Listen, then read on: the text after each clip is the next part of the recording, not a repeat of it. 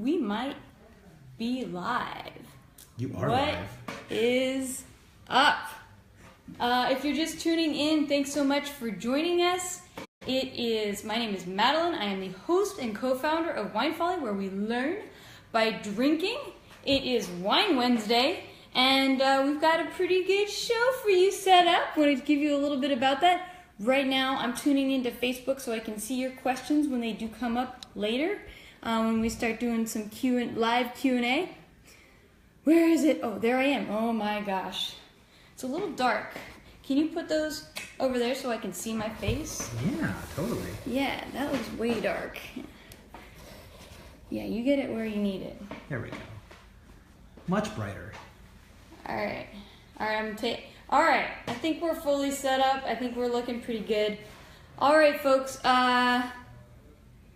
It's Wine Wednesday. You're here because it's 12 p.m. or it's 3 p.m. or it's 8 p.m. where you are, wherever you are in the world. And like me, you spend most of your time thinking about wine. And a little bit of things that are currently going on in the wine world I wanted to talk about. First of all, if you don't know about it, earthquake, Mexico City, big deal. Very, very sad. And there's a big Mexican wine, everybody who's in the Mexican wine industry is talking about where you should donate money. And if you care about this, check out, it's the Red Cross of Mexico, Cruz Roja Donaciones. Sorry, I suck at Mexican pronunciation. So if you want to donate money, we totally support Mexican wine industry and all the people of Mexico. And this is a very sad time for many, many families down there. So word out, go Mexico, we love y'all. All right, next big piece of news is if anyone's been following the Rudy Kurniawan scandal, this is a guy, comes in from Jakarta, Indonesia, out of the middle of nowhere, and then is all of a sudden the most prosperous who's who in the wine collection industry. He's getting all these awesome bottles, everybody's super excited about what Rudy's got, and he sells a bunch of them. Turns out those things weren't legit. Totally, this guy had an entire compound set up in his house where he was mass creating faux wine. And really interesting, I collected a lot of the photos. The guy would literally take modern wines and then expose them to really intense heat and oxidation to make them taste old. And then refill old bottles, make all new custom labels to make them look old. Wacky guy. Got some really big people, very, very pissed off. Bill Koch was one of those guys, and several others. And he's in jail. The dude is currently in prison, and he had one last hoorah where he said, hey, the first lawyer who was managing this case did not do a good job. When the FBI came to arrest him, they did not have a warrant to search his house, but they had to come in the house to do a sort of protective sweep because apparently Rudy's mom was living with him too, and they wanted to make sure that she didn't destroy any evidence should they get a warrant to enter later on, which they did. And that was his last hoorah. The judge turned it down cold, and Bro is back in prison and on a 10-year sentence, and after which he'll probably get kicked out of the U.S. back to his Indonesia. So that's our story about news in the wine world today. Really crazy, fake wines. What do you think about it? Leave me some notes about it.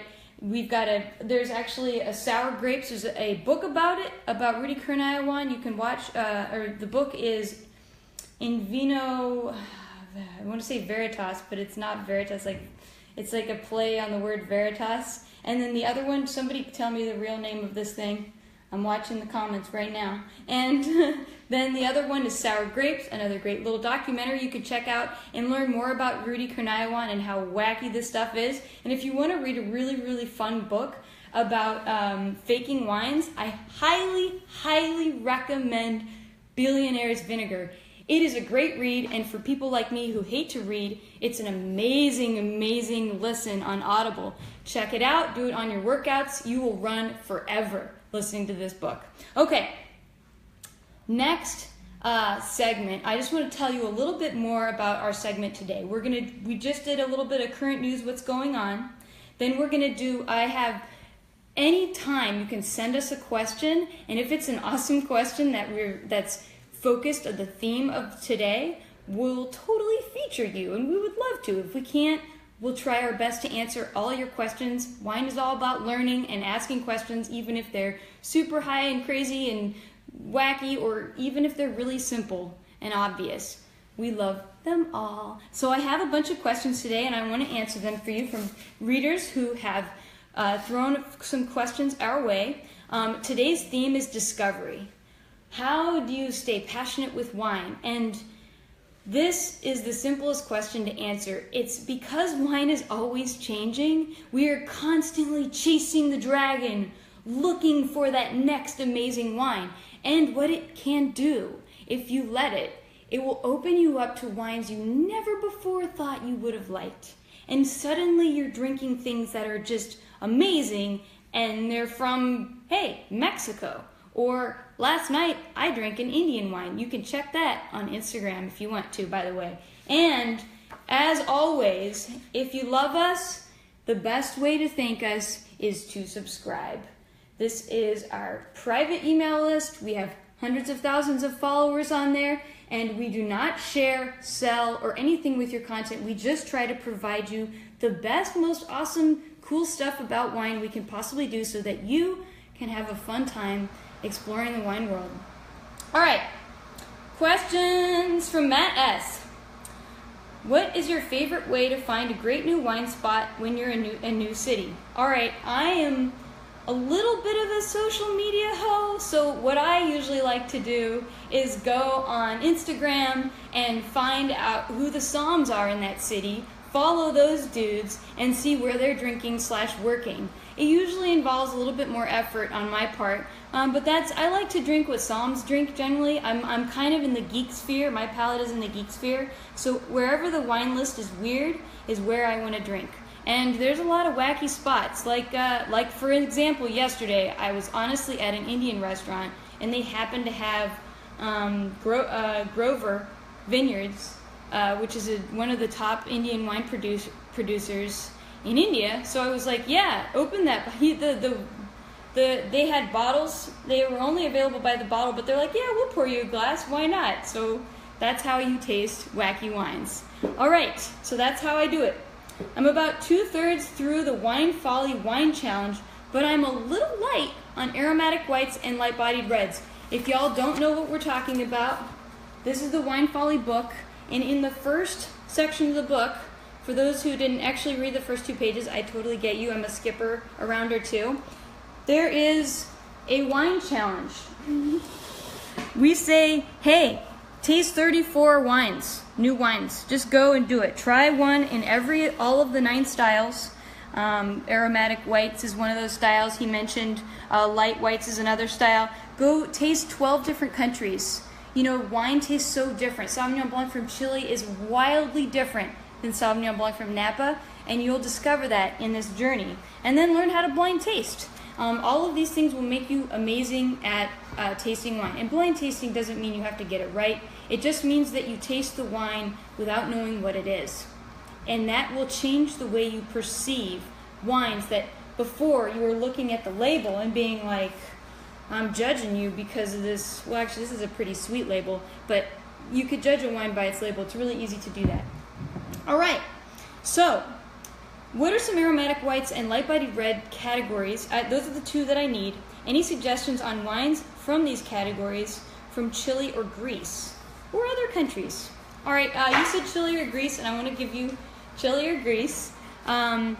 Highly, highly recommend checking out the aromatic white wine called Moshka Filero from Greece. It is from this region on the Peloponnese, which is this kind of funky little bloop that comes off of Chile, and Manitia. The region is Manitia. It is in the center, sort of Peloponnese. Very, very ancient wine region, producing the most beautiful floral aromatic wines. They're lovely. Sorry, someone's reading the book now. Sarah, you're awesome. You're getting a like. I love you. All right. So check out Kitma Selopos, one of my favorite Mosca Faleros from there. If you can't find them, they're very hard to find. Trupis makes an amazing Mosca Faleros. I love it. And then Bozanaki Swinery, super, super great, delicious. Ask me in the comments, if you post a comment, if you need these names again, I will come after the live, I'll write them down for you. In Chile, speaking of light white wines, also from Greece, Assyrtiko. Boy, you're gonna love Assyrtiko. Clint, this is for the questions from Clint. Clint, check out Assyrtiko from Santorini or from up north in Macedonia. They have some, oh gosh, they will zap the shit out of your mouth. They're super light and they're like very high acidity and they're so fun to drink because they wake you up. It's kind of like, for me, it's the beer of the wine world. I want a white wine that's super light and zesty to wake me up after a long, really effed up day. And that's what Assyrtiko does. It's a beautiful wine. It tastes, it kind of tastes like being in Santorini, actually. It's wacky. It's just mineral and intense and sunny at the same time. All right. So in Chile, speaking of light whites, Sauvignon Blanc is delicious. Super duper value. You can find a great like $8 or $9 Sauvignon Blanc from Chile. It tastes like, we just had one yesterday actually. It was kiwis, it was Cherville, it was tarragon, it was a little wet concrete. Tomato leaf too. Tomato leaf. And it was this like fruity but very herbaceous wine at the same time. Very, very fun wines coming from Chile, Sauvignon Blanc. Another weird one, I've only found one from Viña Mayu, that's the producer. Pedro Jimenez from way up north. These very, very dry regions make these wacky white grapes. And Pedro Jimenez is the grape there. It's not, I don't know if it's the same as Pedro Jimenez. It's used traditionally in Pisco wine, but they started making white wines with it, and it's wacky, wacky good. I'd formally request any info on lesser known wine regions. This is from Zarusta, I think on Instagram. I just saw a bottle of Mexican wine and failed to buy it, and just read something about Indian winemakers. All right, you're so right. Lesser known regions, the ones we're obsessed about right now. Croatia. GRK is a grape variety, literally GRK. Why wouldn't you want to taste that? Plavik Mali, also delicious. Slovenia, they do great orange wines and natural wines. They're wacky, wacky up there. I would check out Slovenia. Georgia, also very naturalistic. They bury their wines in kevri, these big like earthenware things under the ground, and they age them oxidatively. They taste like nothing you've ever had before. They're the weirdest freaking wines. And then Uruguay, if you like bold red wines, Tannat is your best friend. If you have not had a Uruguayan Tannat yet, you need to change that. It's exciting. Brazil, I'm actually pretty delighted by their Merlot and Bordeaux blends coming from Brazil. So something interesting to check out. Finally, India. I feel like India has the spice. You know how in Australia they started freaking out about how their wine started tasting like eucalyptus, and they realized like one eucalyptus leaf in the entire fermentation could change the flavor of the wine. Well, what is India just loaded with? They got the spice, and I feel like the spice might be getting into their wines too. This wine I had last night tasted like smoked paprika. Wow, I've never had that intense of a flavor of smoked paprika. I don't know if they added it. I don't know the details, and it blew my mind. All right, Canada. These guys have been hustling us for years, and I've been getting wine sent, and god darn it, I need to write something about Canadian wine. It is remarkable. Hardy varietal wines. These are French hybrid grapes, so using a little bit of a Native American grape with a French hybrid. Amazing, interesting, unlike any other wines you'll ever taste, and then very delicious, elegant white wines. I'm so excited about Canadian sparkling wine too, because they're trying to do it right. I'm super excited. They're really focusing in on quality. They're obsessed. Canadians love wine. They love it. I don't know, like they love it more than Americans do, as far as I can tell. And then finally, Mexico. I've been hearing from the grapevine that Nebbiolo has a chance, and there are actually some vineyards with Nebbiolo in Mexico that are maybe a little bit compelling. And if you don't know, Nebbiolo is the grape of Barolo, which is like the king of Italy. So Mexican Nebbiolo is something I'm like, I want to get my hands on some of that. All right. From Henry Marcus Co. This is on Instagram. What do you think of Okanagan BC wine? Dude, we just said it. Yeah. Sparkling wines, Riesling, Chardonnay, Rosé. I'm right there with you. All right. From Olas Kazmari. How to learn specific tasting. Okay. This is a great question. Okay, this is from Instagram. Ulas Kasmari. Ulas Kasmari. Thank you, Vincent. How to learn the specific tasting language of wine by myself. Like, how do I taste spicy or chocolatey or lemon versus melon, etc.? All right, this is a great question. And we'll probably get into this a little bit more in the tasting, so bear with me. We're going to taste maybe one of these wines I was talking about, some wacky wines from earlier. The thing that I pay attention to the most is first of all, I separate the two things. We've got aromas in the wine, all the things that you smell and that you can smell with your nose.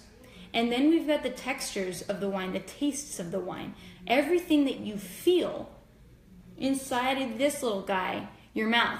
And they're two very different systems, and everybody has a different sort of ability to sense in these two sensing systems. So you'll find Ulas Kasmari that you might have an amazing nose, but maybe not so good palate, or you might have amazing of both, or maybe you have reduced of both, and you really have to pay attention.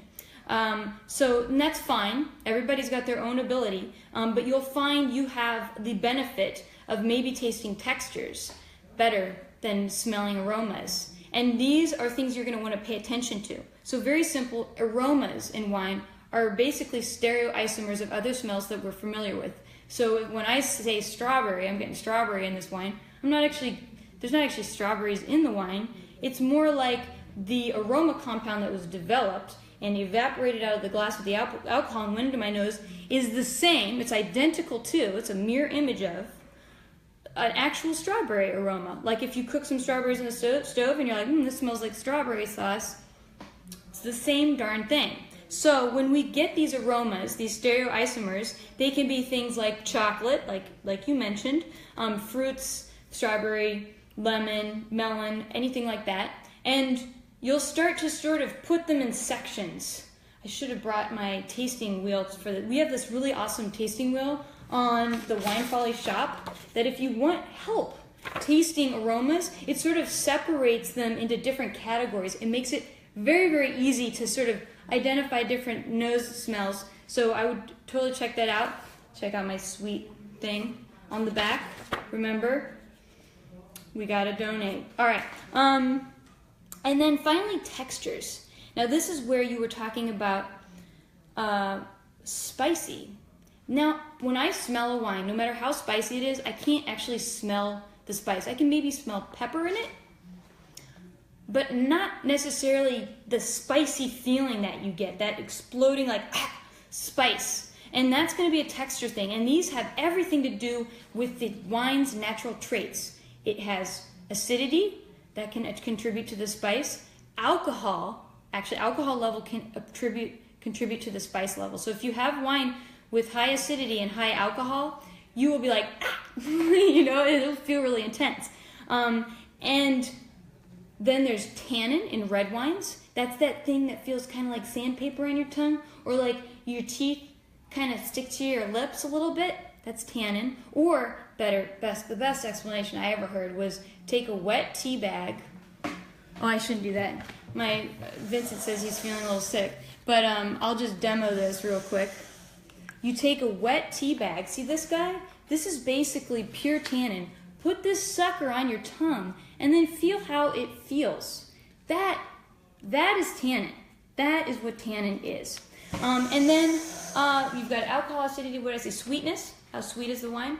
And so these textures don't really, there are flavors. We do get a little bit of flavors, but the majority of the flavors, the aromas that we get in wine, come from our nose sniffing the wine.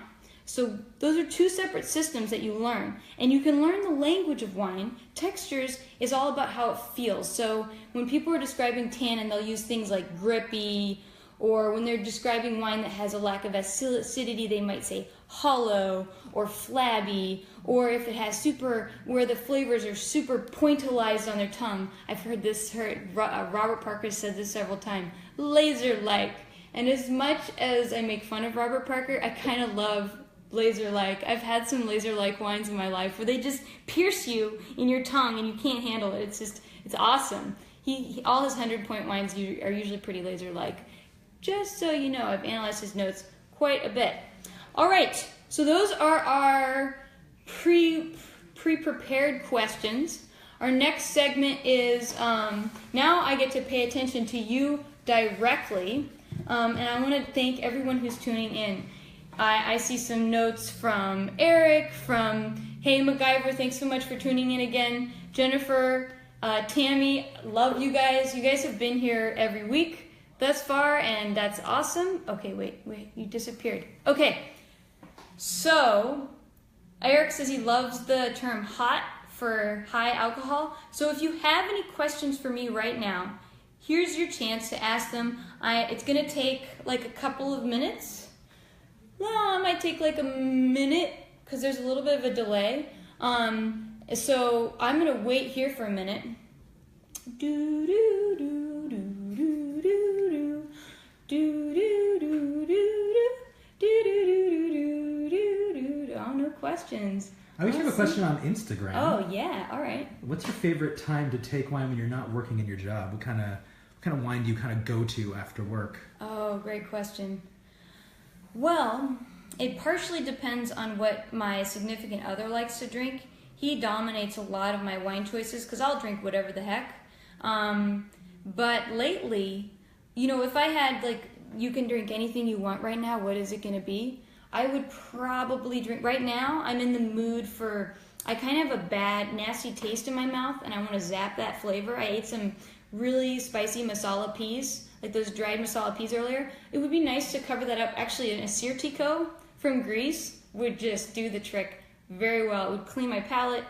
So I'm in the mood for Assyrtiko. So I love Riesling, I love Pinot, I love sparkling wines, I love rosé. I'm like classic sommelier. They'll tell you, I love Riesling, I really like sparkling wines, I love Pinot Noir, I love Nebbiolo. These are the wines that we wish we could drink every single day of our lives, and they would just make us happy.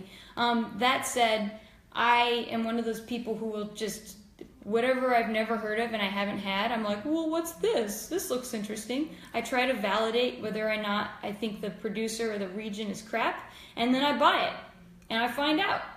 So that's my answer to you. All right, we got another question, actually quite a few people asking, what are some of your go-to wines for fall? Oh, go-to wines. Okay, so I don't know if you guys are experiencing this, but it's been really kind of wacky, rainy, and cold, and I've been cold in my soul, and I want to warm it up. Usually you might turn to whiskey, cocktails for that kind of a thing, and for that very same reason, I tend to like really warm, spicy wines. So by warm, I mean hot, like higher alcohol. So Grenache, Zinfandel, Primitivo, if you're drinking Italy. I love Cannonau from Sardinia, same thing as Grenache. And in Spain, they have some kind of interesting wines in that realm too. Mencia is kind of exciting. A little lighter alcohol, but it's got the spice. And I've been kind of enamored with one region that has been trying to get me to write about them, and I'm going to very soon. And that is Bulgaria. What the heck is going on in Bulgaria?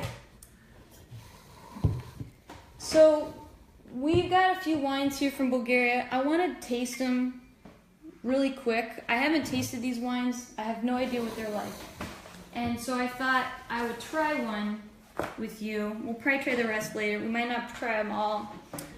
So my question to y'all is, should I taste the Sauvignon Blanc? This is the reason we might try a Sauvignon Blanc is because it will be very honest. You could compare it to other Sauvignon Blancs around the world. We could sort of understand it. It's a wine that we're all familiar with. And the same reason, there's a Pinot Noir, also from Bulgaria, that Côte de Danube. which is another way to taste a Bulgarian, understand the terroir from the perspective of a familiar variety. And then the last option's totally wacky. This is a Mavrud, and it is a regional grape variety that grows in Bulgaria. It is typicity 1000 for Bulgarian wine because it is actually indigenous to the region. So, what do you guys want me to taste? Sauv Blanc, Pinot, or Mavrud? Gotta have that waiting music, Madeline. Oh yeah, sorry. Dun, dun, dun, dun, dun, dun, dun, dun, dun, dun, dun, dun. I'm hearing 2 for the wacky one. Well, Wacky actually, no, one. 3, 4, maybe 4 for the wacky one. All right, let's do the wacky one. The all right. Bulgarian Mavrud. This is Mavrud. We're gonna taste this. It's 100% Mavrud from the Thracian lowlands. So Bulgaria has 3 official wine regions, but if you talk to any Bulgarian wine expert, you'll hear them say there's actually 9. And we'll talk about this soon. We really want to do an article on Bulgarian wine to get you the deets. One of the things that got Bulgaria on the map is they started to grow a lot of Cabernet Sauvignon, like a ton of it. And the reason they got so popular was because they had so much Cabernet, and everybody's familiar with Cabernet, and it was really, really cheap, and it was actually pretty good. So, let's taste one of the real wines, the true original native species of the region. This is a Coravan. If you haven't seen it before, I can basically open the wine without really opening it. They're not cheap. This is like $200. But for somebody who opens or doesn't want to open a whole lot of wines and still taste them, they're really handy dandy. This glass is one of my favorite glasses. I have no idea what it is right now. I can tell you later. Ask me. All right, right now we're going to do a quick analysis of this wine. I'm looking at the color and the look of the wine. This wine is almost in between ruby and purple, but it's deep. I would say deep ruby, more like a magenta tinged rim. Kind of reminds me of, looks kind of like Malbec in that respect. It's interesting. Not quite as magenta as mini Malbecs. Could be oxidation that does that, based on what the winemaker's doing, but there's a lot of color. Lots of color in this wine. I can't see through the glass. Looking at the tears. Tears are these little, if you can see this, it's really cool. You can kind of assess how high the alcohol level is without actually looking at the bottle by how the tears develop on the side of the glass. It might also tell you a little bit about the sugar level in the wine if it's really thick and viscous. This wine looks about medium to me, maybe a little medium plus. I'm gonna guess, just by looking at this, let's say it's got 13.8. 13.8, let's see what it says. 13%, I'm almost a whole point off, apparently, according to the bottle. All right, now we give it a sniff. First thing I check for is intensity. How intense is this wine smell to me? This one is medium to medium plus intensity with a strong, it's clean, but it has a strong fruit profile immediately coming out of the glass. I get lots and lots of rich, bold fruit characteristics. Let me describe those fruits to you. All right, I get sort of a deep black plum, blueberry. There's sort of a red fruit note too, more like black raspberry, raspberry sauce, like thick, rich raspberries. It's very aromatic in terms of the fruit. In fact, it could be this glass. It's a very long distance from where the wine is to where my nose is. And if you watch my video this week on different types of wine glasses on the blog, you'd be like, dude, wine glasses really affect the way wine tastes, so that better be the right glass, man. I hope so too. Let's talk about floral characteristics. I get a slight hibiscus, so there's a little bit of floral notes, maybe a little violet. This wine's starting to sound pretty interesting, right? We got the blueberries, we got raspberries, we got black plum. It reminds me a little bit of a chocolatey-like note with a little bit of hibiscus, so it's floral, but it probably has some oak. Little vanilla, so I'm guessing maybe oak. Yeah. All right, let's give it a taste.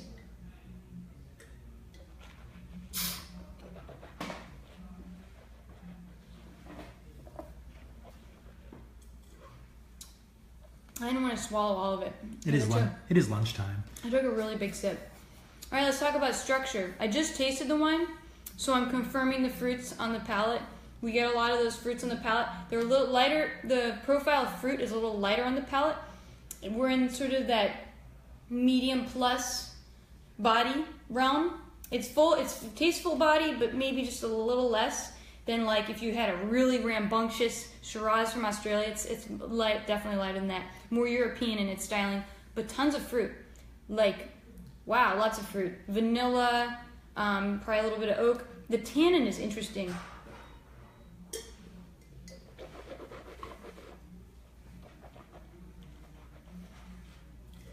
Okay.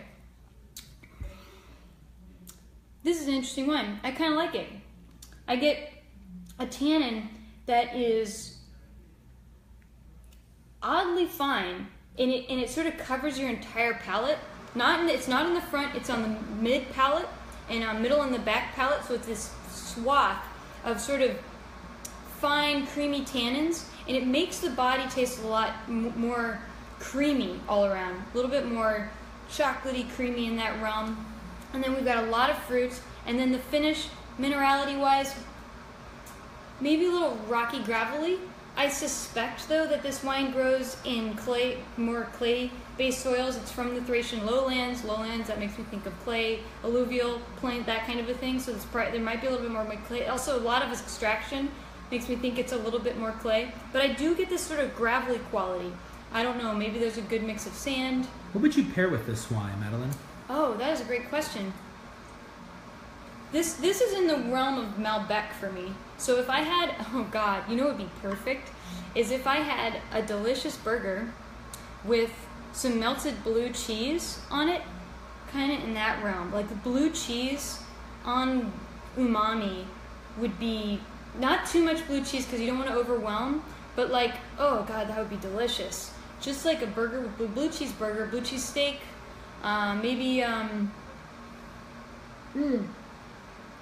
lamb, like a classic lamb with mint jelly, because there is this kind of herbaceous note on the finish that makes me lean towards more that minty sort of realm.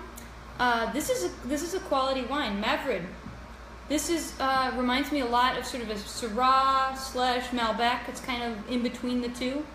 It's easy to drink. And somebody looked this up, Bulgarian Heritage. Tell us the price, 2015. Is this available in the US?